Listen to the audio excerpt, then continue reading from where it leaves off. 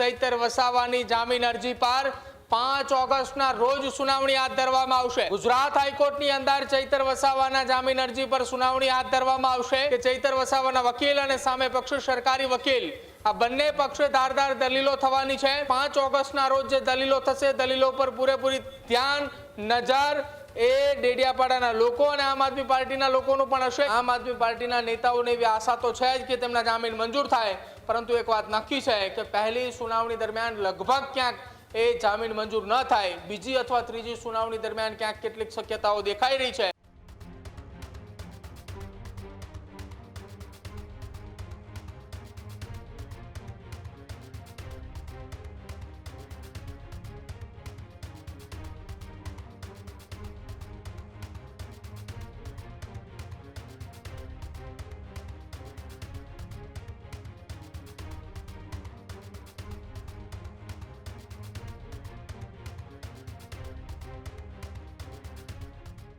ડેડિયાપાડાના ધારાસભ્ય એવા ચૈતર વસાવાને લઈ ફરી એક વખત મોટા સમાચાર છે તે સામે આવી રહ્યા છે। ગુજરાત હાઈકોર્ટમાં વસાવાની જામીન અરજી છે તે દાખલ કરવામાં આવી છે। 2023માં વનકર્મી પર હુમલા કેસમાં 7 વર્ષની સજા છે તે પડી હતી।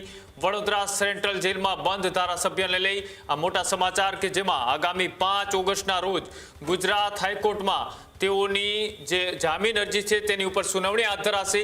ચૈતર વસાવાની જામીન અરજીને લઈ હાથ ધરાશે સુનાવણી। સાથે જ ચૈતર વસાવા કેસમાં અત્યાર સુધી 6 જેટલા લોકોના એ જામીન છે તે થઈ ચૂક્યા છે। 5 ઓગસ્ટના રોજ હાઈકોર્ટની સુનાવણી પર અત્યારે હાલ તમામની નજર છે। તે પહેલા જે રીતના ચૈતર વસાવા સહિત તેમના ધર્મપત્ની શકુંતલા વસાવા અને અન્ય ખેડૂતોના જે જામીન છે તે કોર્ટ દ્વારા મંજૂર કરવામાં આવ્યા હતા અને ત્યારબાદ હવે ચૈતર વસાવાએ પણ પોતાની જામીન અરજી છે તે દાખલ કરી છે। 5 ઓગસ્ટનો દિવસ એ ચૈતર વસાવાને લઈ ખૂબ મહત્વનો છે। પ્રદીપ જોડાયેલા છે। પ્રદીપ, જે રીતના પેલા 6 જેટલા ખેડૂતોના જામીન છે તે મંજૂર થયા, હવે ચૈતર વસાવાએ પોતાની જામીન અરજી દાખલ કરી છે, શું લાગે પેલી જ સુનાવણીની અંદર જામીન મળશે કે હજુ પણ ચૈતર વસાવાનો જેલવાસ છે તે યથાવત રહી શકે છે?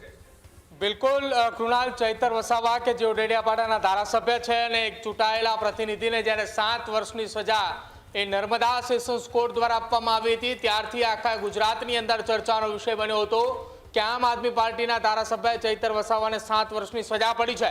જો કે વર્ષ 2023માં વનકર્મી પર હુમલાની ઘટના હતી, એ ઘટના બાદ આ કેસની અંદર 9 લોકોએ આરોપીઓ હતા કે જેમાં 6 લોકોના જામીન મંજૂર થઈ ચૂક્યા છે।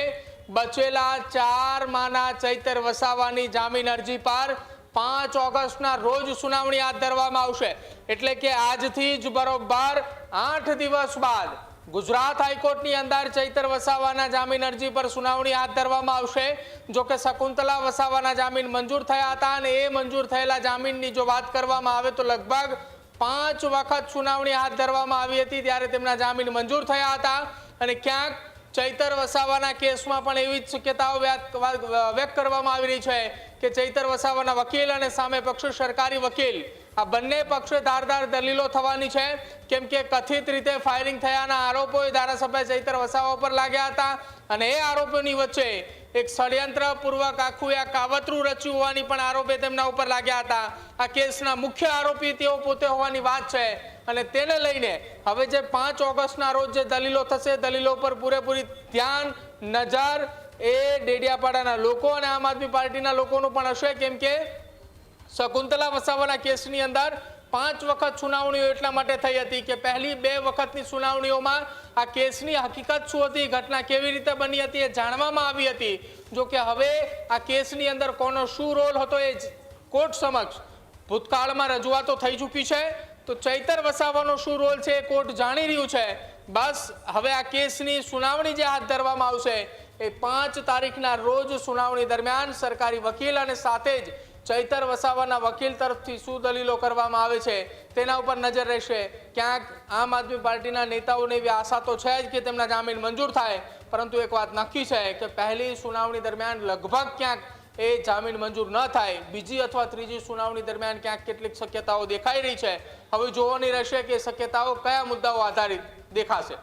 જી બિલકુલ, આભાર જોડાવા બદલ, માહિતી આપવા બદલ। તો ચૈતર વસાવાની જે જામીન અરજી છે તેને લઈ કોર્ટની અંદર અરજી દાખલ કરવામાં આવી છે, જોવાનું રહેશે કોર્ટ દ્વારા 5 ઓગસ્ટના રોજ કેવા પ્રકારની સુનાવણી હાથ ધર્યા બાદ એ ચુકાદો આપવામાં આવે છે કે હજુ તેમાં પણ લાંબી કોર્ટની અંદર વકીલોની દલીલો ચાલે છે, ત્યારબાદ કોર્ટ છે તેમાંથી એક મહત્વપૂર્ણ ચુકાદો છે તે જાહેર કરવામાં આવે છે. ખેડૂત ભાઈઓ છે ખેતરમાં ડ્રોન ઉડાવતા હોય છે ત્યારે આપણે એક પ્રશ્ન સતાવતો હોય છે કે જે આપણે અત્યાર સુધી જીપીએસ ટેકનોલોજી વાળા ડ્રોન વાપર્યા છે, જેથી કરીને મોબાઈલ ટાવર છે અથવા તો હાઈ ટેન્શન લાઈન પસાર થતી હોય, કોઈ વૃક્ષો હોય, ત્યારે જે જીપીએસ ટેકનોલોજી વાળા ડ્રોન છે એમાં ટકરાય અને ટ્રેસ થાય છે. પણ એગ્રીવન લાવ્યું છે જીએનએસએસ ટેકનોલોજી ડ્રોન, જેથી કરીને એ ડ્રોન છે એ કોઈ જગ્યાએ ટકરાય નહીં, પોતાની રીતે જ ડિસિઝન લે છે અને મૂવ થઈ જાય છે, જેથી કરીને જીએનએસએસ ટેકનોલોજી ડ્રોન છે એ વાપરવાનો આગ્રહ રાખો. આ જ પ્રકારની તમામ અપડેટ જોવા માટે ન્યૂઝરૂમ ગુજરાતને લાઇક, શેર અને સબસ્ક્રાઇબ કરવાનું ભૂલતા નહીં.